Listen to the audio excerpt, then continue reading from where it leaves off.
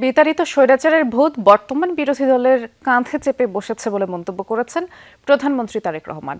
বিকেলে টাঙ্গাইলে মাওলানা আব্দুল হামিদ খান ভাসানীর কবর জিয়ারত শেষে সন্তোষে মাওলানা ভাসানী বিজ্ঞান ও প্রযুক্তি বিশ্ববিদ্যালয়ের ক্যাম্পাসে শিক্ষার্থীদের সমাবেশে প্রধানমন্ত্রী বলেন, বিএনপির নির্বাচনী প্রতিশ্রুতি কৃষক কার্ড, ফ্যামিলি কার্ড বাস্তবায়নে যারা বাধা দেবে জনগণকে সাথে নিয়ে প্রতিহত করা হবে তাদের।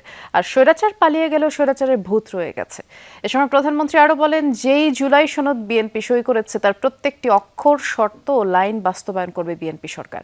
প্রধানমন্ত্রী প্রশ্ন রেখে বলেন, জুলাই সনদ নিয়ে যাদের এতই দরদ তারা কেন প্রথমে সই করলো না?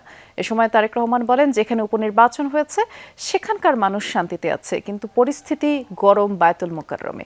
কারা পরিস্থিতি ঘোলাটে করার চেষ্টা করছে সেটা জনগণের অজানা নয় বলেও মন্তব্য করেন প্রধানমন্ত্রী।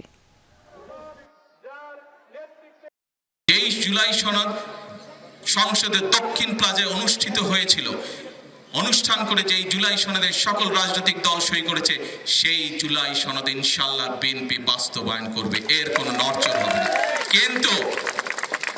কিন্তু যারা বিএনপির খাল খনন, বিএনপির ফ্যামিলি কার্ড, বিএনপির কৃষক কার্ড, পেশাদার খেলোয়াড় তৈরি সহ এই সকল জনগণের জনকর্মসূচি সেইগুলোকে বাধাগ্রস্ত করবে, বিএনপি জনগণকে সাথে নিয়ে তাদেরকে প্রতিহত করবে।